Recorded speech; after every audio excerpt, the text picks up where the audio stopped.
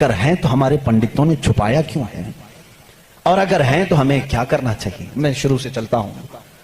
یہودی جو مذہب ہے، نام جو ہے آپ یہودی سنتے ہیں، یہ دراصل حضرت یعقوب علیہ السلام کے 12 بیٹے تھے، ان میں سے بڑے بیٹے کا نام یہودا تھا۔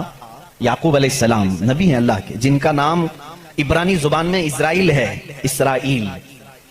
ان کے بیٹوں کو بنی اسرائیل کہتے ہیں، وہ 12 بیٹے تھے یعقوب علیہ السلام کے، انہی میں سے ایک بڑے بیٹے یہودا تھے، یا بیچ میں کوئی ایک بیٹے کا نام یہودا تھا۔ اسی نام سے جو بھی بنی اسرائیل ہوتا اسے یہودی کہا جانے لگا۔ یہودی ایک قوم کا نام ہو گیا، وہ اس کو انگلش میں جیوز کہتے ہیں آج، جیوز۔ یہ دنیا کی شریر قوم ہے، بڑی شریر قوم ہے۔ پہلے یہ لوگوں نے نبیوں کا قتل کیا ہے، ان کے بارے میں کیونکہ میں وہی باتیں کر رہا ہوں جو قرآن کہہ رہا ہے۔ اگر آپ کہیں گے بہت کٹر پنتھی ہو جائے گی تو پھر قرآن کو بھی بند کرنا پڑے گا۔ قرآن کہتا ہے یقتلون النبیین بغیر حق، یہ نا حق نبیوں کا قتل کرتے تھے۔ جب قرآن ان کی باتیں بیان کر رہا ہے تو میں کیوں نہ بیان کروں؟ یہ شریر قوم تھے، حق بات کو کبھی تسلیم نہیں کرتے تھے۔ بہرحال زکریا علیہ السلام کے قاتل یہ ہیں، یحییٰ علیہ السلام کے قاتل یہ ہیں، اور عیسیٰ علیہ السلام کو سولی پر چڑھانے کے سارے بندوبست انہی نے کیا۔ یہ بات مجھ سے نہیں، عیسائیوں سے جا کے پوچھ لو، ان سے پوچھنا جیزس کو کون سولی پر چڑھایا تھا، جبکہ ہمارا عقیدہ ہے کہ عیسیٰ علیہ السلام کو سولی نہیں دی گئی۔ ہمارا عقیدہ قرآن سے ثابت ہے، اس پر میں بعد میں گفتگو کرتا ہوں۔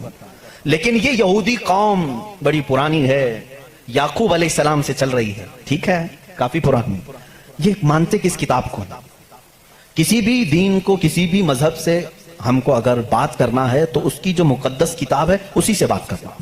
میں بھی انہی سے بات کروں گا، ہوائی فائرنگ نہیں۔ جو مقدس کتاب تمہارے نزدیک ہے اسی کی باتیں اگر میں رکھتا ہوں۔ یہاں محفل میں اتنا وقت نہیں ہوتا، تھوڑی تھوڑی جھلکیاں میں دے کر کے جاؤں گا تاکہ جو ریسرچ اسکالر ہیں وہ اس کو آگے بڑھائیں اور پھر اپنی تحقیق سے لوگوں کے سامنے یہ باتوں کو لائیں۔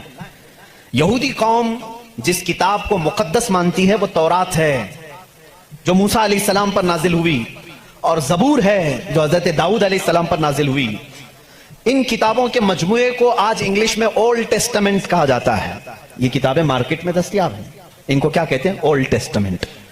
تقریباً اس کتاب میں جو الگ الگ چھوٹی چھوٹی کتابوں کو ملایا گیا ہے 73 کتابوں کا مجموعہ ہے اولڈ ٹیسٹمنٹ۔ جیسے قرآن میں 30 پارے ہیں نا، پہلا پارہ، دوسرا پارہ، تیسرا پارہ، اس طرح سے اس میں پارے سمجھ لیں یا الگ الگ ٹاپکس۔ یہ کتنے ہیں؟ 73 ہیں۔ اس میں بھی ان کا بڑا اختلاف ہے، میں سارے اختلافات نہیں بتا سکتا آج، لیکن قرآن میں سب کا اتفاق ہے، چاہے وہ شیعہ ہو، دیوبندی ہو، وہابی ہو، اہل حدیث ہو، کوئی بھی ہو۔ جو عقیدہ ہم رکھتے ہیں اہل سنت و جماعت کہ قرآن کے 30 پارے ہیں، سب کا اس بات پر اتفاق ہے۔ لیکن اولڈ ٹیسٹمنٹ پر سب کا اتفاق نہیں، ان میں سے کچھ مذہب 73 مانتے ہیں، کچھ 66 مانتے ہیں، 66 مانتے ہیں، کچھ لوگ 27 مانتے ہیں۔ بہرحال اولڈ ٹیسٹمنٹ میں ایک باب ہے جس کو استثناء کہتے ہیں، ایک پارے کا نام ہے، ایک کتاب کا، ایک جز کا، جس کو ڈیوٹرونومی انگلش میں کہتے ہیں۔ اس میں ایک آیت آئی ہے، آیت ظاہر سی بات اللہ کی ہے، آیت اللہ کی ہے اور موسیٰ علیہ السلام پر نازل ہو رہی ہے۔ اللہ تعالیٰ فرما رہا ہے، اے موسیٰ، میں تمہارے بعد تمہارے بھائیوں میں، بھائیوں سے مراد نبیوں میں، ایک ایسا نبی بھیجوں گا جو تمہاری ہی طرح سے ہوگا، تمہاری ہی طرح سے ہوگا، لیکن میں اس کے منہ میں اپنی زبان رکھ دوں گا۔ اور دوسری آیت آتی ہے کہ وہ فاران کی چوٹیوں سے چمکے گا۔ یہ فاران کیا ہے؟ یہ فاران کی چوٹیاں کہتے ہیں مکہ مکرمہ میں جو اب پہاڑ ہے، جبل کعبہ جو خانہ کعبہ کے قریب، انہوں نے اس کو سب ختم کر دیا، آج وہاں پر بادشاہوں کے محلات بنے ہوئے ہیں۔ وہاں فاران کی چوٹیاں کہا جاتا تھا کہ وہ مکہ کا ایک پہاڑ ہے، اور مقدس کتاب اولڈ ٹیسٹمنٹ میں کہا جا رہا ہے کہ وہ چمکے گا کہاں سے؟ فاران کی چوٹیوں سے۔ اب میں اس کی طرف آتا ہوں۔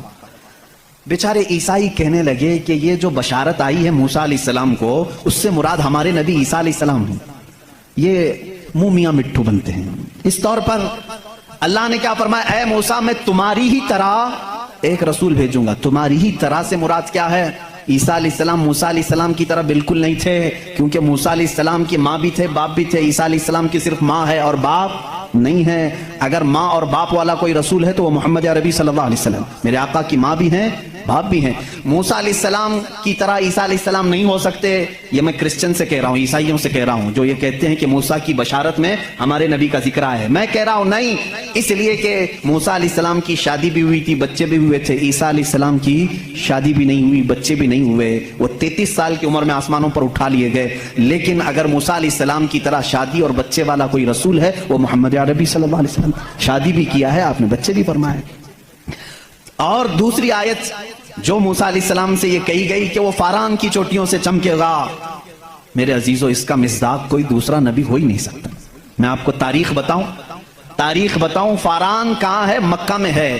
آدم علیہ السلام سے لے کر حضور اکرم صلی اللہ تعالی علیہ وسلم تک 1,24,000 کم و بیش نبی آئے, لیکن ان میں سے ایک بھی نبی مکہ میں نہیں پیدا ہوئے سوائے محمد رسول اللہ. کوئی نبی مکہ میں نہیں پیدا ہوئے, صرف محمد عربی صلی اللہ علیہ وسلم. میرے آقا صلی اللہ علیہ وسلم 40 سال تک مکہ مکرمہ میں خاموش رہے, اپنے اخلاق و کردار کو اظہار کرتے ہوئے. لیکن 40 سال کی عمر کے بعد جب اللہ کی وحی آئی, قرآن کی آیتیں آئی, تو سب سے پہلے میرے آقا صلی اللہ علیہ وسلم نے پورے مکہ والوں کو ایک دعوت دے کر جمع کیا تھا. کہاں جمع کیا؟ یہی فاران کی چوٹیوں میں. یہ پہلا مجمع ہے, پہلا جلسہ ہے میرے آقا کا. اسی جلسے میں میرے آقا نے سب سے پہلی مرتبہ یہ اعلان کیا, اے مکہ والو, میں محمد اللہ کا آخری رسول ہیں, آخری رسول ہوں. حضور اکرم صلی اللہ تعالی علیہ وسلم کا یہ فرمان عالی شان ہی, جس کو موسیٰ علیہ السلام کی تورات میں کہا گیا کہ وہ فاران کی چوٹیوں سے چمکے گا, الحمدللہ وہ رسول فاران کی چوٹیوں سے جو چمکا وہ آج تک چمک رہا ہے. چمک تجھ سے پاتے ہیں سب پانے والے, میرا دل بھی چمکا دے چمکانے والے. برستا نہیں دیکھ کر ابر رحمت, بدوں پر بھی برسا دے برسانے والے. یا رسول اللہ میں مجرم ہوں آقا, مجھے ساتھ لے لو کہ رستے میں ہیں جا بجا تھانے والے. ہمارے تو روڈ پر ہی گئے. بہرحال یا رسول اللہ ہم کو اپنے ساتھ لے لیں, جا بجا ہیں تھانے والے. تھانے والے تو سمجھتے ہوں, اعلیٰ حضرت نے شعر میں ذکر فرمایا. بہرحال ایک اولڈ ٹیسٹمنٹ کی ایک ہی بات میں نے کہی, جیوز سے یہ پوچھیں جا کر کے کہ یہ ذکر آیا ہے موسیٰ کے بعد ایک نبی آنے والے, وہ کون سے نبی ہیں؟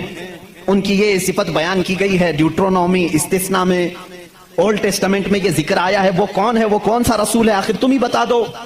وہ آج تک نہیں بتائیں گے. وہ کہتے ہیں کہ شاید آنے والا ہے. اس رسول کے بعد اب کون اور آنے والا ہے؟ اب کون آنے والا ہے؟